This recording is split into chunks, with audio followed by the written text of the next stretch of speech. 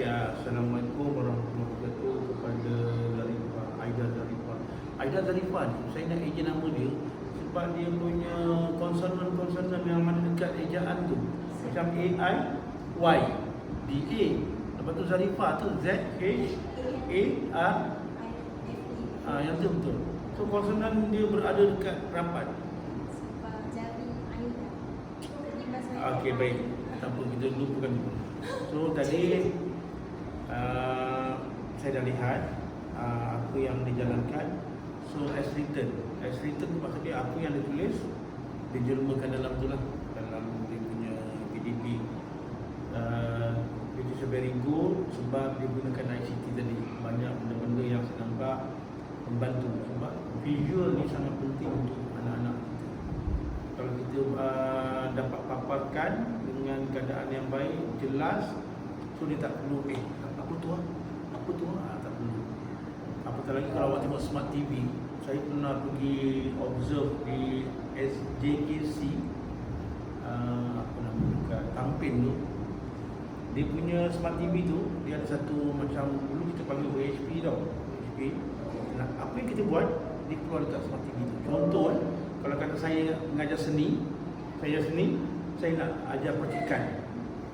Kalau kita nak buat demo, apa yang seperti Bandura kata kan, guru mesti demo apa semua kan. Murid tak perlu datang kat kita dah. Dia tengok kat TV je. Sebab kamera tu dia buat kat situ. So dia tunjukkan percikan memang jelas. Jadi student dengan apron dia memang cukup lengkap lah facilities, dan dari segi keselamatan percikan tak kena baju, ada apron apa semua siap lengkap. So dia gunakan betul-betul orang kata gadget ataupun kita panggil equipment ICT tu dengan baik. Itu dia tak ini. Cuma paparan cakap kalau boleh ke belakang tu sikit, tunjuk paparan itu besarkan sikit ke belakang kan, supaya lebih jelas. Yalah kalau ruang bukan pula. Okey.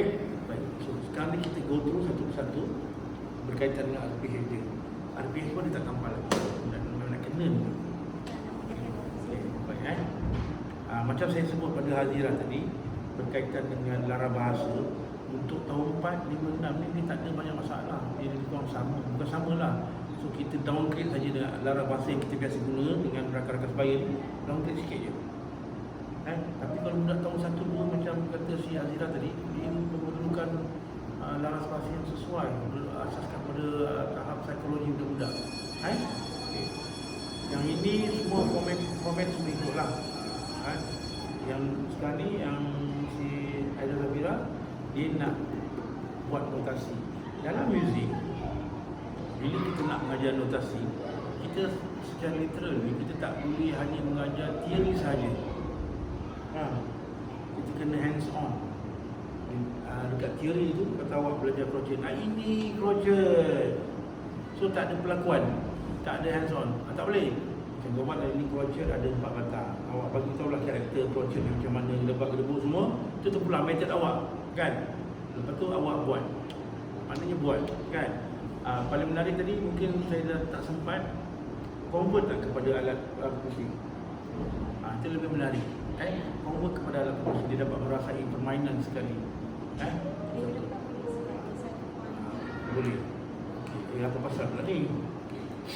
Okay. Lepas tu objektif tadi, murid dapat boleh apalah semua tu kira saya tak ada masalah. Ni mengenal pasti maknanya bagaimana awak nak mengukur.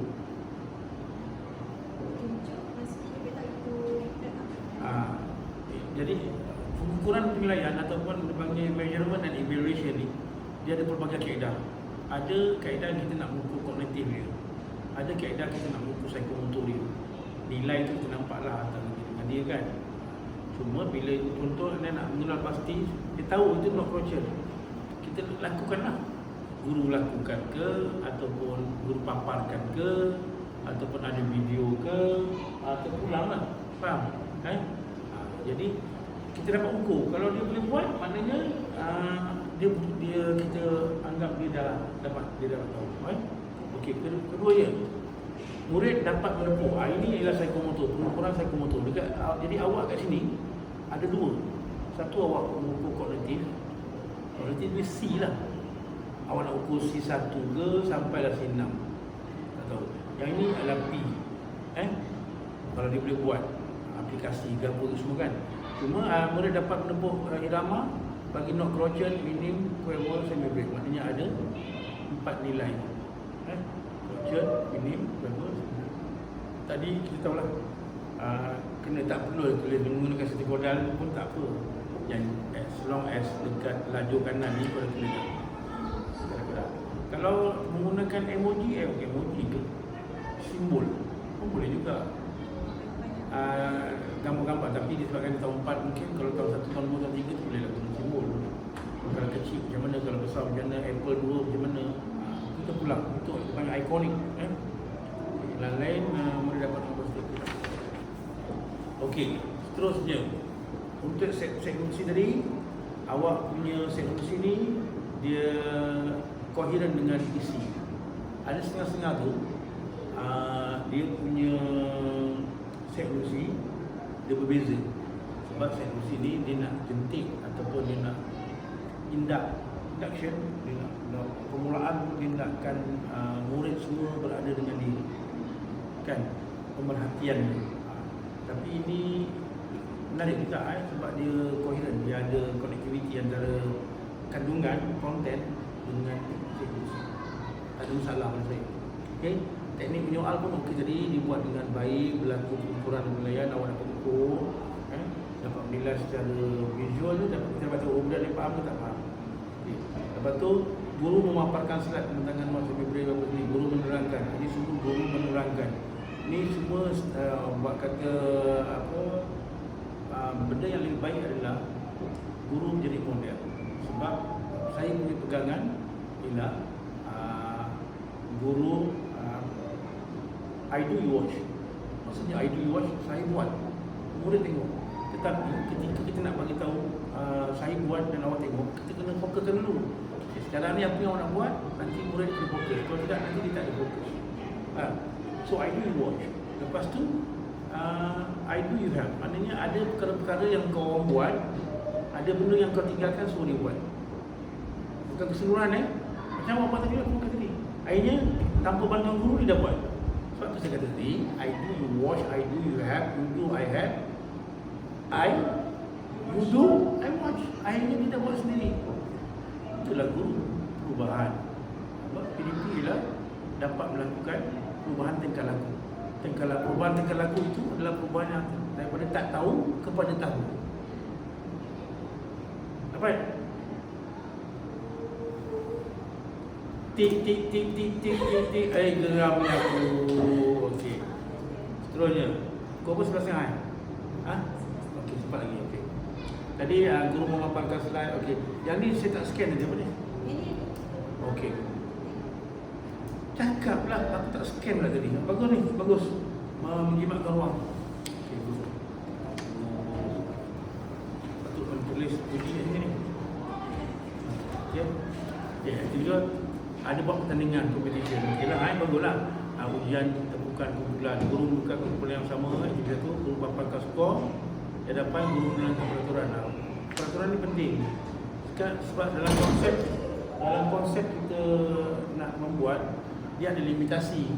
Berbeza dengan permainan yang dulu, yang mana-mana orang buat. Kita gunakan konsep itu. Budak main untuk macam ni saja, tak lebih daripada tu. Ada garis panduan dia. Sebab akur kepada kertas konsep. Itu kena belajar tu. Okey, lepas tu tadi semasa pertandingan kumpulan yang perlu menepuk mengikut jenis dan nilai not yang tepat. Okay. Guru memberi masa 5 minit dan memantau latihan kumpulan.